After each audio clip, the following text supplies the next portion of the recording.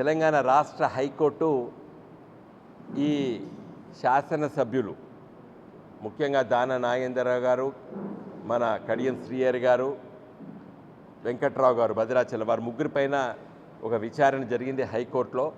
ఏది స్పీకర్ గారి దగ్గర ఉన్న పిటిషన్ను డిస్పోజ్ చేయాలి తొందరగా అని చెప్పి దానిపైన సుదీర్ఘమైనటువంటి మరి వాదనలు ప్రతివాదనలు జరిగి ఈరోజే ఇప్పుడే జడ్జిమెంట్ ఇవ్వడం జరిగింది.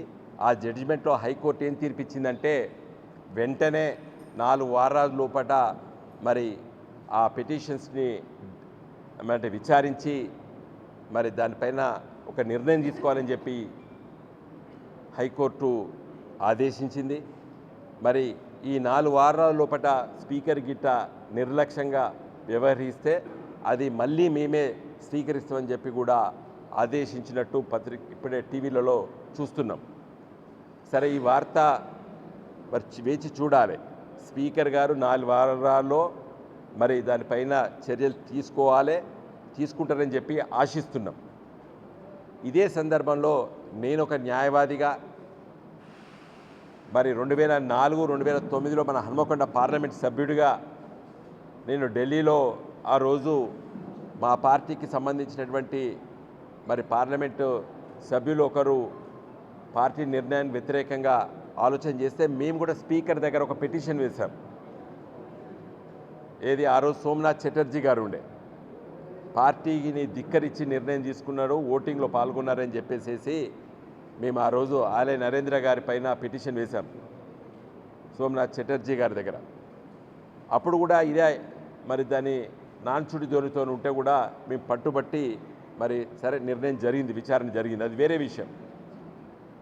1900 అంటే ఈ అనర్హత శాసనసభ్యులు కానీ పార్లమెంట్ సభ్యులు కానీ పార్టీ నిర్ణయానికి వ్యతిరేకంగా ఓటు వేసినా, పార్టీ మార్పుడు జరిగినా, పార్టీ మార్చినా మరి అనర్హత వేటకు గురవుతాడని చెప్పేటువంటి చట్టము 1985లో రాజీవ్ గాంధీ గారు ప్రధానమంత్రిగా అయిన కొత్తలో 52 రాజ్యాంగ సవరణ ద్వారా ఈ చట్టం రావడం జరిగింది. 10th షెడ్యూల్ అంటారు పార్లమెంట్ రాజ్యాంగంలో. 10th షెడ్యూల్ 1985లో వచ్చింది.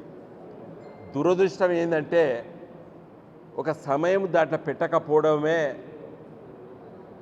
స్పీకర్కి నిర్ణయాన్ని ఎన్నిసార్లు వాయిదా చేసినా కూడా ఏం చేయలేకపోతున్నాయి రాజకీయ పార్టీలు.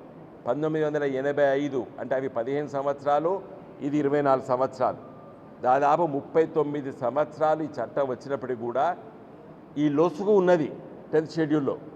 స్పీకర్, శాసనసభ స్పీకర్లు కానివ్వండి, పార్లమెంటు అంటే లోక్సభ స్పీకర్ కానీ, రాజ్యసభ చైర్మన్ కానీ వాళ్ళకి ఒక 4 వారాల లోపల మీరు నిర్ణయం చేయాలని చెప్పి దాంట్లో ఉంటే ఇన్ని అనార్థాలకు దాపరించకపోవు. మరి ఈరోజు మోడీ గారి ప్రభుత్వం ఉన్నది, ఎన్నో చట్ట సవరణలు చేస్తాడు, రాజ్యాంగ సవరణలు చేస్తాడు. ఇది ఎందుకు చేయడు మోడీ గారు? అన్ని నీతులే చెప్తారు. ఇలా 10th షెడ్యూల్లో స్పీకర్ 4 వారాల లోపల దరఖాస్తు ఇచ్చిన తర్వాత డిస్పోజ్ చేయాలని చెప్పి దాంట్లో రాస్తే ఈ లొల్లే ఉండకపో, ఈ కోర్టులో లొల్లి ఉండకపో. నాకు చాలా బాధేస్తుందంటే ఒక శాసనసభ స్పీకర్ గారు ఒక కోర్టుతోనే చివాట్లు తినాలా? కాబట్టి దయచేసి ప్రసాద్ గారు, తెలంగాణ రాష్ట్ర శాసనసభ స్పీకర్ గారు, మీరు ఈ రేవంత్ రెడ్డి మాటలు, రాహుల్ గాంధీ మాటలు, ఖార్గే గారి మాటలు వినకండి. మీరు వెంటనే మీకు అధికారం ఉన్నది, విచారణ చేయండి, దానిపైన నిర్ణయం తీసుకోండి. మరి అలా హైకోర్టు 4 వారాల లోపల నువ్వు విచారించి దీనిపైన నిర్ణయం తీసుకోమని ఆదేశించారు. కాబట్టి ప్రసాద్ గారు, స్పీకర్ గారిని నేను రిక్వెస్ట్ చేస్తున్నాను, మీరు వెంటనే మరి దీనిపైన నిర్ణయం తీసుకోవాలి. తీసుకోకపోతే మన కోర్టు సుమోటోగా స్వీకరిస్తాన్నది. ఇది మంచి పరిస్థితి కాదు. ఒక లెజిస్లేటివ్ ప్రజలు ఓటు ద్వారా గెలిపించినటువంటి శాసన సభ్యులు నిర్ణయం తీసుకునేటువంటి పవర్ను కోర్టుకి ఇవ్వడం మంచిది కాదు.